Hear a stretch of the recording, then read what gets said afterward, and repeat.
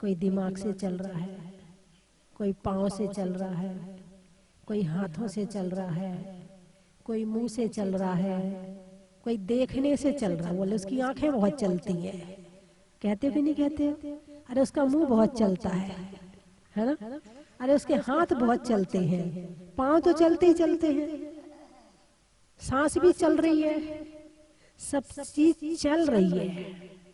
आप लोग सांस ले रहे कि नहीं ले रहे? सांस ले रहे? अरे बोलिए ना, कौन कौन ले रहा है सांस? एक बार हाथ उठा के बता दो, देख लूं मैं कि आप लोग सांस ले रहे हैं। बहुत बढ़िया। नहीं, मैं तो सांस नहीं ले सकती, मेरी सांस चल रही है, मैं ले नहीं रही हूं।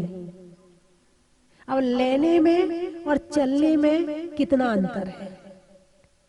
सांस ले रहे हैं, मैं करता हो गया, सांस चल रही है, मैं करता नहीं हूं, काम हो रहा है। मतलब बात को बारीकी से समझो। सांस ले रहे हैं, यदि आपके अंदर सांस लेने की ताकत है तो जिस समय अंतिम श्वासें चलती हैं उस समय लेके दिखाओ। यदि सांस लेना यदि तुम्हारे हाथ में है, तुम सांस लेते हो, तुम सांस लेने के करता हो, तो जिस समय सांसें जा रही होती हैं उस समय लेके दिखाओ।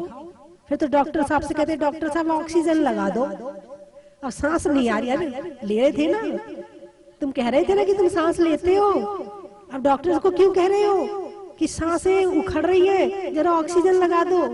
फिर ऑक्सीजन भी काम नहीं करता है, तो फिर डॉक्टर कहता आई एम सॉरी, अब आप दूर कीजिए भगवान से। अंत में डॉक्टर किसके पास भेजता है? अरे बोलिए ना, जब बीमार होते तो किसके पास जाते हो? और डॉक्टर किसके पास भेजता है? ये बात बिल्कुल सही है। आजकल ना डॉक्टर भी बड़े होशियार हो गए हैं। जब कोई जाता है, बोले डॉक्टर साहब बिल्कुल विचार बुरे बुरे आते हैं, दिमाग खराब रहता है, मन बड़ा परेशान रहता है, कुछ अच्छा सा इलाज दे दो। तो जो डॉक्टर थोड़ा भी यदि समझदार होगा, थोड़ा भी यदि परमात्मा की भक्ति से क्या मिलता है, धर्म से क्या होता है, यदि थोड़ा सा भी जानता होगा, तो डॉक्टर पता क्या कहता है? मंदिर जाते हो? नहीं डॉक्टर साहब मंदिर नहीं जाते। थोड़े बहुत प्रवचन सुनते हो? नहीं डॉक्टर साहब वो भी नहीं सुनते। पूजा करते हो? नहीं डॉक्टर साहब वो भी नहीं करते। माला फेरते हो? डॉक्टर साहब वो भी नहीं करते। तो ऐसा करो, मेरी दवाई कम असर करेगी, तुम भगवान का ध्यान करो, परमात्मा की पूजा करो, माला फेरो, थोड़े प्रवचन सुनो, थोड़ी सी दवाई मैं दूंगा और बाकी दवाई तुम्हें इससे मिल जाएगी।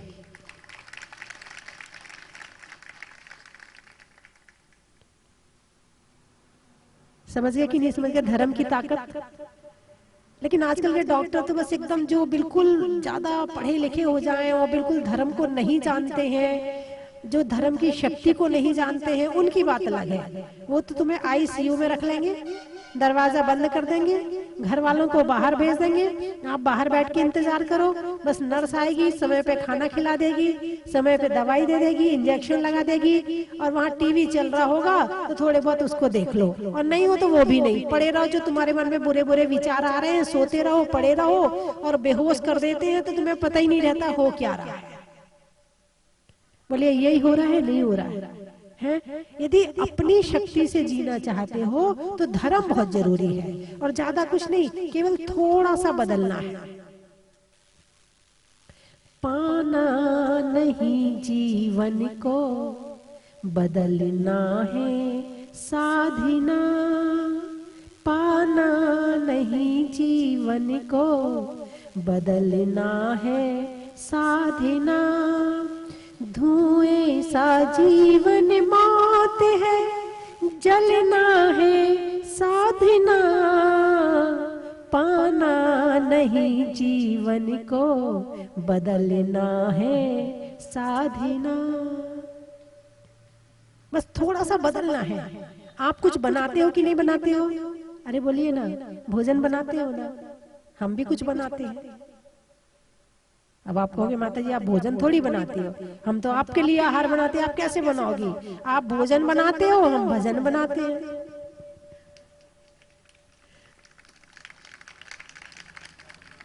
आप भोजन बनाते हो और हम भजन बनाते हैं। कुछ नहीं, बना दोनों रहे हैं। आपके हाथ में वो कढ़ाई, चम्मच है और भगोनी और क्या क्या वो नाम होते, मैं तो उसके नाम भी भूलेगी। रसोई में कौन से बर्तन होते हैं, मुझे तो उसके नाम भी याद नहीं है ना। तो आपके लिए वो आपके उपयोग में वो है। हमारे पास भी कुछ है, डायरी, पेन, शास्त्र हमारे पास भी है। हम भी कुछ बनाते हैं, तुम भी कुछ बनाते हो, बस बात बदल गई है, क्या बना रहे हैं। ठीक है, ठीक है। अच्छा, आप लोग भी कुछ बनाते हो कि नहीं बनाते हो दुकान में बैठकर? अरे बोलिए ना, दुकान में बैठ के सामने वाले को क्या बनाते हो? बुद्धू बनाते हो। क्या बनाते हो? दुकान में बैठ के बुद्धू ना बनाए तो ग्राहक ना तुमसे सामान खरीदे। जब तक सामने वाले को बुद्धू बनाना तुम्हें ना आता हो तो वो तुम्हारा सामान खरीदने वाला नहीं है। तुम सामने वाले को बुद्धू बनाते हो, हम सामने वाले को ज्ञानी बनाते हैं। अंतर है। तुम भी बना रहे हो, मैं भी बना रही हूँ। तुम क्या बना रहे हो, मैं क्या बना रही हूँ, बना दोनों रहे हैं। बस जो बदल जाए, बस विचार ही तो बदलने हैं। एक बुद्धू बना रहा है और एक बुद्धिमान बना रहा है। प्रवचन सुनने से क्या बनते हो? बुद्धिमान बनते हैं। और माल बेचने के लिए सामने वाले को बुद्धू बनाना पड़ता है। इतने ही से तो अंतर है। तुम भी ध्यान करते हो, हम भी ध्यान करते हैं। बोलिए हाँ या नहीं। अब आप कहोगे ध्यान करते हो, ध्यान करना आता है आपको? अरे बोलिए ना, अम्मा जी नहीं आता? आप लोगों को आता है? आप तो ना हाँ में गर्दन हिला रहे हैं ना में गर्दन हिला रहे हैं।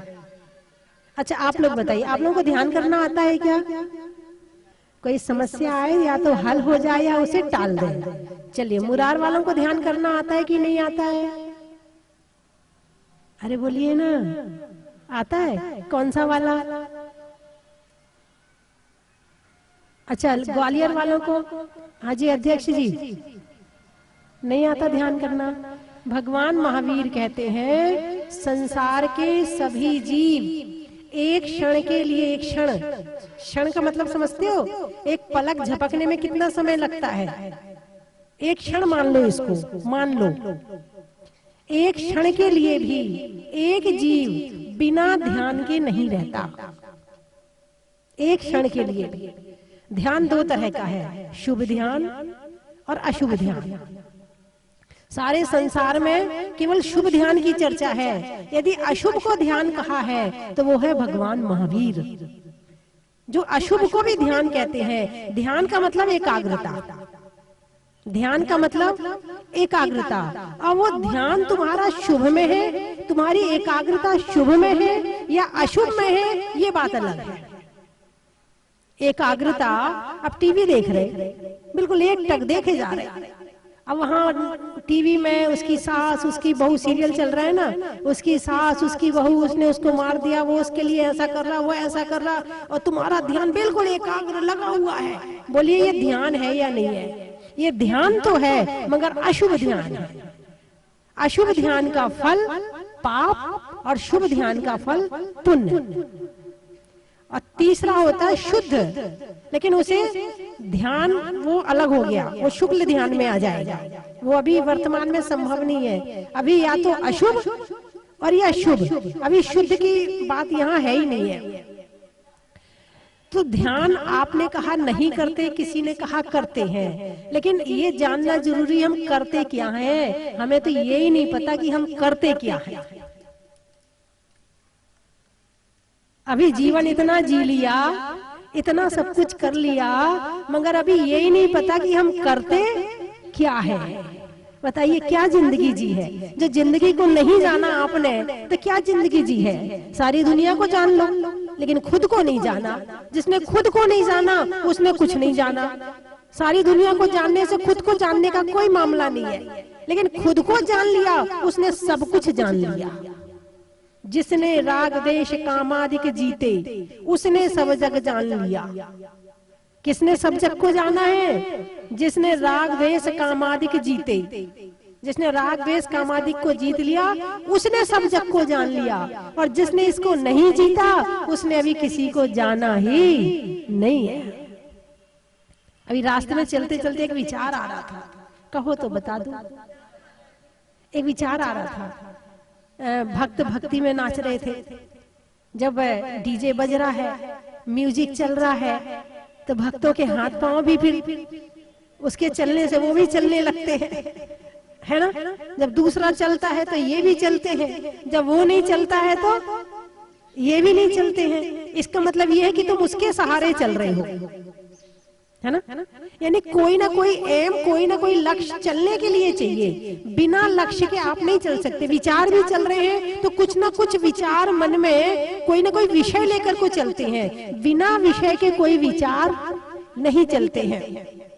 हाथ भी उठेगा तो किसी न किसी काम से उठेगा, या तो खुजली करनी होगी, या काम करना होगा, या कुछ तोड़ मरोड़ रहे होगे, या ढक्कन को पेन से बंद कर रहे चालू कर, कुछ ना कुछ लक्ष्य तो कुछ ना कुछ है, चाहे अशुभ हो चाहे शुभ हो, लक्ष्य तो कुछ ना कुछ, चलने को कुछ ना कुछ चाहिए। तो मन में विचार चल रहे थे कि जैसे ध्यान में बैठे हैं, हाथ पांव बिल्कुल शांत बैठे हैं, आंखें बंद हैं, शरीर स्थिर है और ध्यान में बैठे हैं। अब कल्पना करो, मन में विचार पैदा करो कि जब हमने नृत्य किया था तब हमारे भाव क्या थे, जब हम चल रहे थे तब हमारे भाव क्या थे, जब हम भगवान के मंदिर में दर्शन कर रहे थे उस समय हमारे भाव क्या थे, जिस समय हम प्रवचन सुन रहे थे उस समय हमारे भाव क्या थे, जिस समय हम दुकान चला रहे थे उस समय हमारे भाव क्या थे। आंख बंद करके 15 मिनट प्रतिदिन अपने विचारों को पकड़ना चाहिए और दिन भर का पूरा विचार एक लेखा जोखा ध्यान में रोज तैयार करना चाहिए कि क्या गलत किया और क्या सही किया और क्या करना चाहिए था। अब आप कहोगे इससे क्या होगा? इससे कंट्रोल पावर पैदा होगी।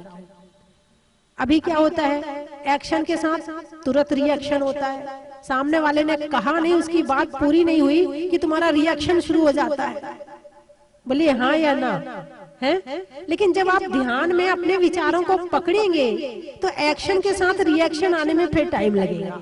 विचार स्थिर होंगे, सोचोगे कि बोलना कि नहीं बोलना, कहूं कि नहीं कहूं, वो कंट्रोल पावर पैदा होगी आपके अंदर में। और वो कंट्रोल पावर आ गई तो आप भगवान के दर्शन भी कर सकते हैं, अच्छे से माला भी फेर सकते हैं, ध्यान भी कर सकते हैं, भक्ति भी कर सकते हैं, सारे काम कर सकते हैं। और जब तक ये कंट्रोल पावर खुद की नहीं है तब तक आप बस जो बहारा है उसमें बहते जा रहे हैं। किसी ने बुलाया तो चले गए, भगाया तो आ गए, रुलाया तो रो लिया, क्रोध कराया तो क्रोध कर लिया, हंसाया तो हंस लिया, जो जो कराते जा रहा हम करते जा रहे हैं, हम खुद कुछ नहीं कर रहे हैं। लेकिन यदि 15 मिनट आप बैठकर ध्यान करेंगे, अपने विचार को पकड़ेंगे तो आप अपनी जिंदगी जीना सीख जाओगे। चर्चा चल रही है छह ढाला की। किसकी? छह ढाला की। छह ढाला में मनुष्य गति की चर्चा चल रही है। जननी उदर वश्यो 9 मास, अंग सकुचते पाई त्रास, निकसत जे दुख पाए घोर, तिनको कहत न आवे और। अब लाइन आज की है, बाल पने में ज्ञान न लहियो। क्या है? बाल पने में ज्ञान न लहियो। अभी इतने पे चर्चा करते हैं। तरुण समय तरुणी रत रही हो, ये बाद में करेंगे, पहले इस पे कर लें। बालपने में, बचपन में ज्ञान नहीं था, बोलिए हाँ या नहीं? बचपन में ज्ञान नहीं था, बोले था क्या? जब माँ कहती थी बेटा पढ़ ले, गुस्सा आता था कि नहीं आता था?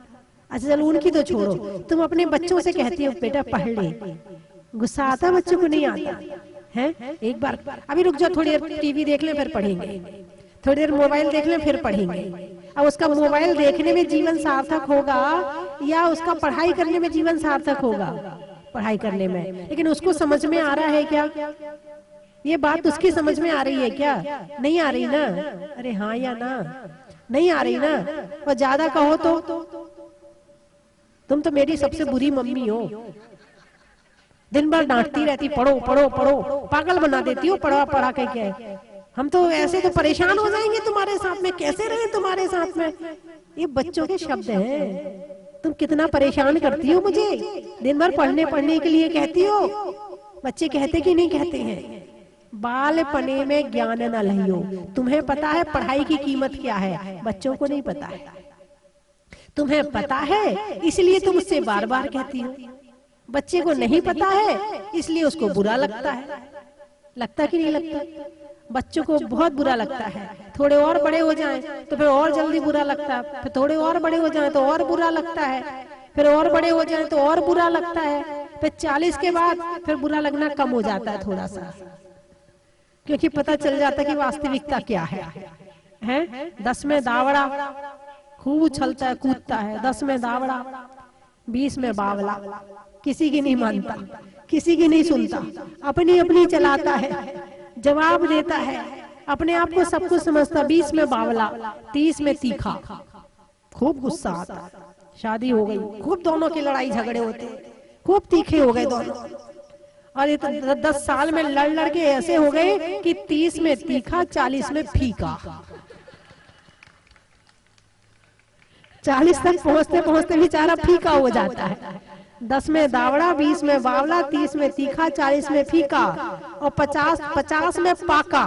पक गया अब तो भगवान अब बस हो गया, बहुत हो गया भगवान, अब तो शांति से जिंदगी चाहिए, अब नहीं चाहिए ज्यादा कुछ भी है।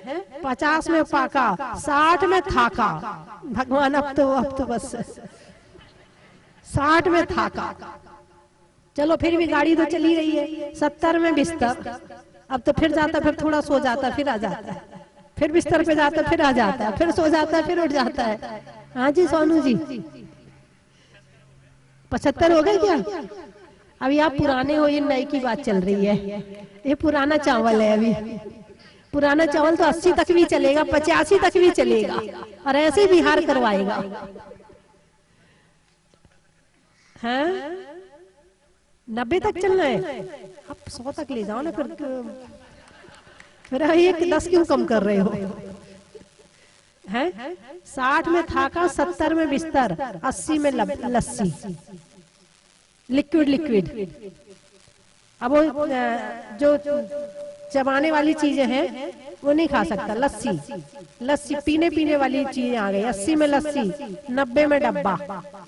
जैसे खाली डब्बा किसी काम का नहीं, ऐसे 90 साल वाला किसी काम का नहीं, 90 में डब्बा, 100 में सो गया, पाप बीज बो गया, कुछ करके नहीं गया।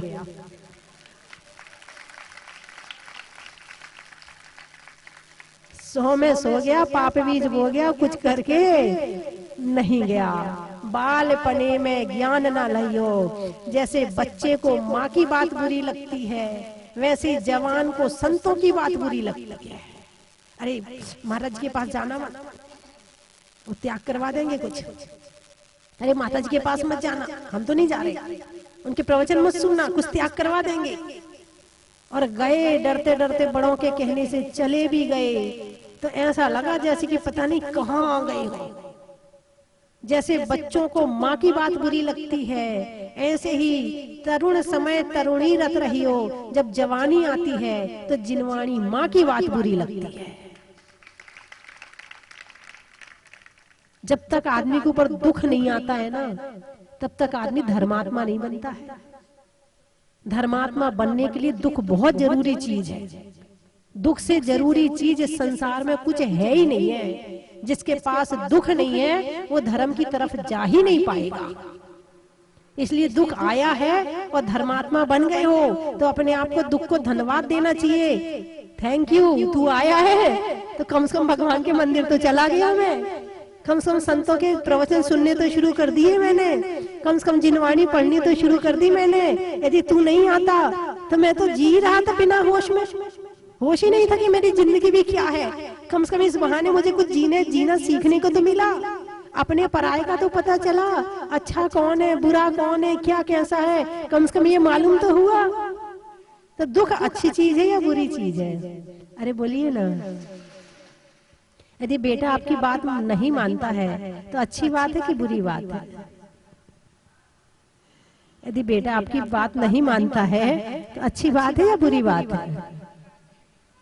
देखो इस मामले में तो मैं आपसे कहूंगी, आपका मानेगा तो भी आप दुखी हैं, नहीं मानेगा आपको दुख दोनों तरफ से मिलना है। यदि वो मानता है तो दुख कैसे, अब आप कहोगे मानेगा तो क्या का दुख, मानेगा तो हम थोड़ी दुखी रहेंगे, नहीं, मोह तो दुखी करता ही है। अब वो कैसे करता वो मैं बता देती हूँ। अब बेटा तुम्हारी बात मानता है, बड़ा आज्ञाकारी बेटा है, बड़ा बढ़िया बेटा है। अब उसको जरा सा बुखार आ गया, तुम्हें दुख होगा नहीं होगा? अरे बोलिए ना, होगा। वो बाहर चला गया, तुम्हें टेंशन होगी नहीं होगी? होगी। उसने खाना नहीं खाया तो तुमसे खाया जाएगा? नहीं खाया जाएगा। जब बेटा बात नहीं मानता है तो भी टेंशन होनी है, बेटा बात नहीं मानता है तो भी होनी है। होनी तुम्हें दोनों में है, मोह, राग और द्वेष। चाहे राग करो चाहे द्वेष करो, टेंशन तो दोनों में होनी है। इसलिए भगवान ने, जिसने राग द्वेष, सबसे पहले तो राग को जीतना है, द्वेष बाद में। द्वेष को दूसरे नंबर पे रखा है। क्या? द्वेष को दूसरे नंबर पे रखा, राग को पहले नंबर पे रखा है। पहले राग जीतो, पहले प्रेम जीतो, कि किसी वस्तु के प्रति राग ना आए, मोह ना आए। जितना आप अट्रैक्ट होते हो ना, फिर उतना आप डिटेक्ट भी होते हो। और जो ना अट्रैक्ट होता है फिर वो दूर भी नहीं भागेगा। भाई ठीक है, जो है सब ठीक है, जो नहीं है सब ठीक है। दोनों में जो ठीक है करता है उसका नाम है धर्म। एक में तो तारीफ शुरू कर देगा और दूसरे में बुराई शुरू कर देगा, ये है अधर्म। सीधी सीधी परिभाषा धर्म और अधर्म की, निश्चय से। अब व्यवहार से तो फिर आप कितने भी भेद कर लो, कितना भी आप कितनी तरह से धर्म कर लो, लेकिन मूल परिभाषा है कि खींचना, खुद को छोड़कर दूसरे की तरफ खींचना। जैसे टॉर्च है ना, टॉर्च में लाइट होती है। टॉर्च की लाइट किसके लिए होती है? सामने वाले को रास्ता दिखाने के लिए। टॉर्च की लाइट खुद के लिए नहीं है क्या? टॉर्च की लाइट खुद के लिए नहीं है, किसके लिए है? दूसरों को रास्ता दिखाने के लिए। हमारी एनर्जी किसके लिए है? हमारे खुद के लिए या केवल दूसरों में खर्च करने के लिए? खुद के लिए कितनी खर्च करते हो और दूसरों के लिए कितनी खर्च करते हो? अरे बोलिए ना। पैसा है अलग बात है, खर्च करना आता है या नहीं आता, ये अलग बात है। पैसा आना अलग बात है, और पैसे को खर्च करना, कैसे करना, कहाँ करना, कितना करना, क्यों करना, ये बिल्कुल अलग बात है। ऐसे ही मनुष्य शरीर मिलना, मनुष्य जन्म मिलना, जैन कुल मिलना, अच्छी बुद्धि मिलना, ये अलग बात है। और इसका सामने में कहाँ खर्च करना है, ये अलग बात है। जिसको अपनी एनर्जी, अपनी ऊर्जा, अपना ज्ञान, अपनी बुद्धि, अपनी शक्ति सही जगह खर्च करना आ गया, बस वहीं से धर्म की शुरुआत हो जाती है। और जिसको नहीं आया, बस लड़ भिड़ के जिंदगी खत्म कर लेता है। ईर्ष्या में, द्वेष में, झगड़े में, लड़ाई में, अभिमान में, तूने ऐसा नहीं किया, तुझे ऐसा करना चाहिए, तू ऐसा नहीं करता है, मैं ऐसा करूंगी, मैं तुझे ऐसा कर दूंगी, तुझे मिटा दूंगी, मैं ये कर दूंगी। बस इसी में जिंदगी खर्च कर देता है, और अपने लिए आया था और खर्च करके दूसरों के लिए चला गया। बाल पने में ज्ञान ना लहियो, तरुण समय तरुणी रत रहियो। जरूरी नहीं है कि जो बच्चा है उसको ज्ञान नहीं है, और जो बड़ा हो गया उसको बड़ा ज्ञान आ गया, नहीं। भगवान महावीर तो एक 90 साल वाले को भी बच्चा कहते हैं, यदि वो मिथ्या दृष्टि है तो, यदि उसके पास धर्म नहीं है तो, यदि वो भगवान की भक्ति नहीं करता है, तो भगवान महावीर की दृष्टि में वो बच्चा ही है, वो बड़ा नहीं हुआ है। केवल बाल सफेद करने से बड़े नहीं होते हैं, केवल शरीर के बड़े होने से बड़े नहीं होते हैं, कि शरीर बड़ा हो गया, उम्र तुम्हारी 50 हो गई तो तुम बड़े हो गए, नहीं। यदि जीना नहीं आया है, धर्म नहीं आया है जिंदगी में, विचार सोचना नहीं आया है जिंदगी में, तो अभी तुम बड़े नहीं हुए, अभी तुम छोटे ही हो। वो बात अलग है कि शरीर से एक छोटा दिख रहा, शरीर से एक बड़ा दिख रहा, वो बात अलग है। बुद्धि से दोनों बराबर है। एक जो है वो बचपन में क्या कहते हैं, जब तुम लोग छोटे थे तो वो पत्थर इकट्ठे करते थे ना, गुट्टा खेलते थे ना, इकट्ठे करते थे ना, और कैसे बचा बचा के रखते थे, छुपा छुपा के रखते थे, और ज्यादा छोटे होते थे तो हाथ में लेके, कोई छुड़ाए तो देते नहीं थे, और यदि सो रहे हो तो सोते सोते भी लेके सोते थे। पत्थर इकट्ठे करते थे, बड़े सुंदर पत्थर है, पत्थर वो नदी के किनारे मिलते थे, वो व्हाइट व्हाइट कलर के। हाँ, याद आ गए? बचपन याद आ गया? कितनी जल्दी याद आया। वही तो याद है, और क्या याद है। ठीक है, वो बच्चा है, उसने वो पत्थर इकट्ठे किए, तुम थोड़े बड़े हुए तो तुमने हीरा मोती इकट्ठे किए। हीरा मोती के पत्थर में और उस पत्थर में अंतर क्या है? एक नदी में मिलते हैं, एक खाने में मिलते हैं, एक फ्री में मिलते हैं, एक पैसे में मिलते हैं, तो दोनों पत्थर ही मिलते, तो दोनों धरती में हैं। बचपन में पत्थर इकट्ठे करते थे, फिर हीरा मोती इकट्ठे कर लिए, बात बराबर, बात बराबर। जब छोटे बच्चे थे, कितने साल का ये बच्चा? 7 साल। प्रवचन उसकी समझ में आ रहा है, वो सुन रहा है, वो समझ रहा है प्रवचन, उसको पूरा समझ में, उसके चेहरे से लग रहा है वो प्रवचन पूरा समझ रहा है। जब छोटा थे, जब आप छोटे थे तो गुड्डा गुड़िया से खेलते थे। अक्षय तृतीया आने वाली ना, पहले के समय में ये प्लास्टिक वाले तो चलते नहीं थे, वो मिट्टी वाले गुड्डा गुड़िया आते थे, तो अक्षय तृतीया पर एक गुड्डा लाते थे, एक गुड़िया लाते थे, फिर उनकी शादी रचाते थे। ऐसे ही करते थे ना, फिर खेलते थे उससे, और फिर खेलते खेलते यदि टूट जाए तो रोते भी थे। बोलिए हाँ या ना? रोते भी थे। अब तो प्लास्टिक वाले आ गए हैं, यदि मम्मी बच्चे की पिटाई करे तो फिर वो बच्चा गुड्डा गुड़िया की पिटाई करता है, उठा उठा के पटकता है, अब फिर भी नहीं टूटता है वो। तो जब छोटे थे तो गुड्डा गुड़िया से खेलते थे, फिर बड़े हुए तो फिर सच्ची का गुड्डा गुड़िया चाहिए। खेल तो अभी भी रहे हो, अंतर इतना है, वो नकली है, वो असली है। बड़े हो गए ना, थोड़े समझदार हो गए ना, पहले नकली में काम चल जाता था, अब नकली में काम नहीं चलेगा, अब असली चाहिए। थोड़े से बड़े हो गए हो, संसारी प्राणी हो, है ना, खेल रहे गुड्डा गुड़िया से हो। जब छोटे थे तो गुड्डा गुड़िया की शादी रचाते थे, बड़े हुए तो अपने गुड्डा गुड़िया की शादी रचाई। काम क्या चल रहा है? वही चल रहा ना जो बचपन में कर रहे थे।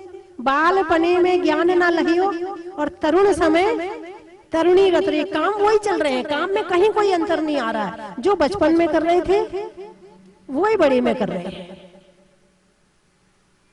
तरुण समय तरुणी रत रही हो, इसीलिए यहाँ पर बच्चा बाल मरण, बाल बाल मरण, पंडित मरण, पंडित पंडित मरण, ये बताया है। बाल पंडित मरण, ये मतलब मरण बताए हैं। यदि कोई व्यक्ति जीवन में धर्म नहीं करता, आत्मा के प्रति जागृत नहीं होता है, आत्मा को जानता नहीं है, परमात्मा को जानता नहीं है, पूजा भक्ति नहीं करता है, और बिना कुछ किए मर जाता है, तो उसके मरण को भगवान महावीर ने बाल बाल मरण कहा है।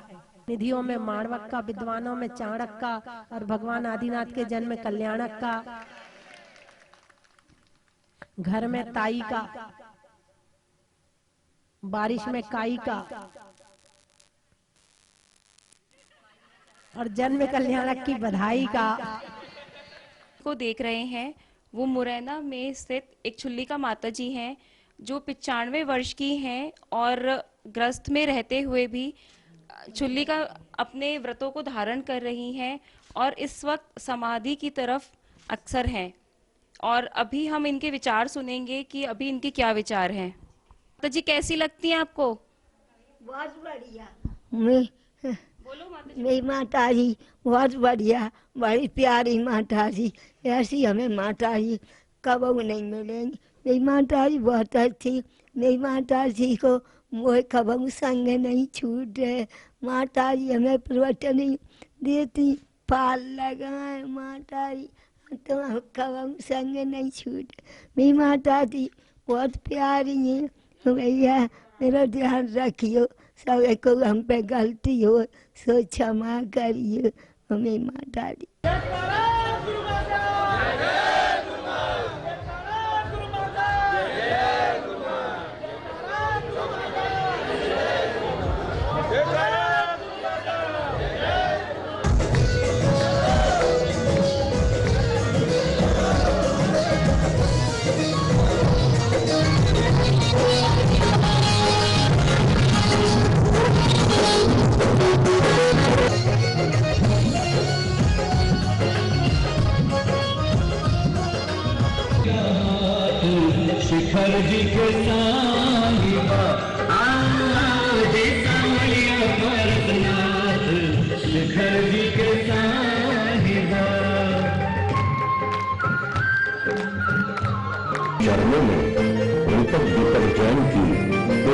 भावांजलि।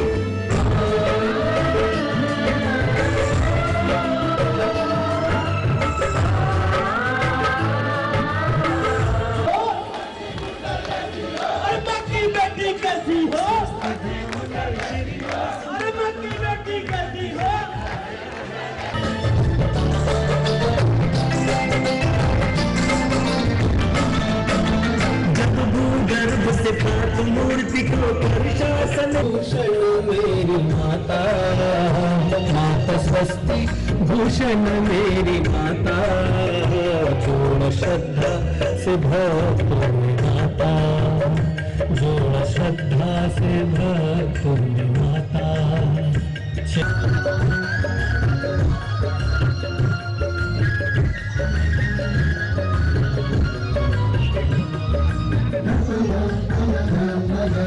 मैं भक्तों को भय मुक्त कराती गान करूं, माता स्वस्ति भूषण। वो सामर्थ्य नहीं है कि भगवान की क्षमता का बखान कर सके। दो नयनों में वो सौंदर्य निहारने की क्षमता भी नहीं है। मैं तो सिर्फ इतना ही कहना चाहूँगी, नाम तुम्हारा है, धन धाम तुम्हारा है। नाम तुम्हारा है, धन धाम तुम्हारा है, मात्र कर्म ही मेरे हैं, परिणाम तुम्हारा है। जय जय। यहाँ का विशाल प्रांगण देख करके हम बिल्कुल मंत्रमुग्ध हो गए हैं।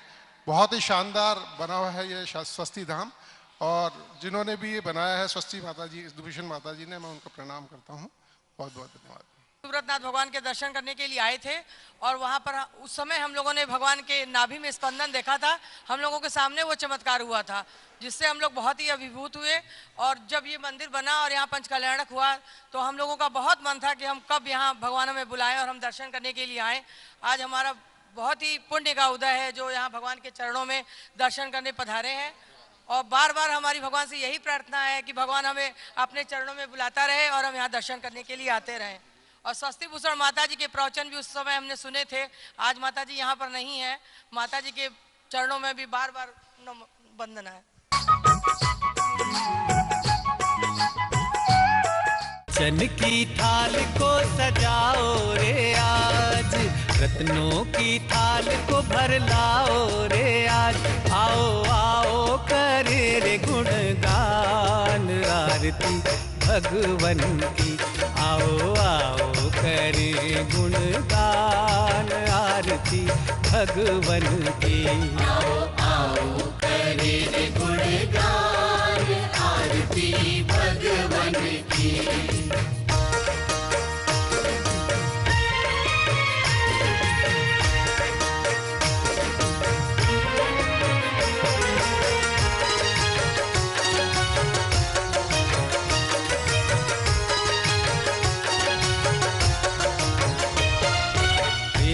सुमित्र के राज दुलारे, माँ पद्मा जी के नैनों के तारे। पिता सुमित्र के राज दुलारे, माँ पद्मा जी के नैनों के तारे। राजगृही में जन्म लियो आप, राजगृही में जन्म लियो आप। आओ आओ मनाए खुशी आज आरती भगवन की। आओ आओ करे गुणगान आरती भगवन की। परम विदुषी लेखिका गणिनी आरिका रत्न श्री 105 स्वस्ति भूषण माता जी, जिन्होंने मात्र 20 वर्ष में 100 से भी अधिक किताबें लिखकर जैन समाज को अनूठा योगदान दिया है। बड़े बड़े विधान जैसे कल्पद्रुम महामंडल विधान, सिद्ध चक्र महामंडल विधान, इंद्रध्वज महामंडल विधान एवं विशेष जिनपद, पूजांजलि आदि महत्वपूर्ण साहित्य बहुत ही सरल व सुबोध शैली में लिखे हैं, जिसमें गद्य एवं पद्य साहित्य भी समाहित है। इन महान साहित्यों को पढ़कर आप भी अपने ज्ञान का विकास कर सकते हैं।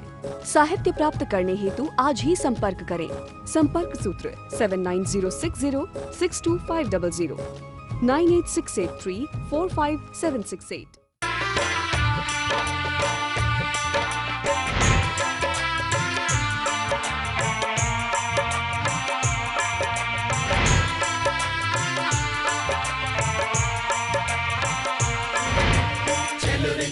चलो चलो रे चलो रे चलो चलो जहाजपुर।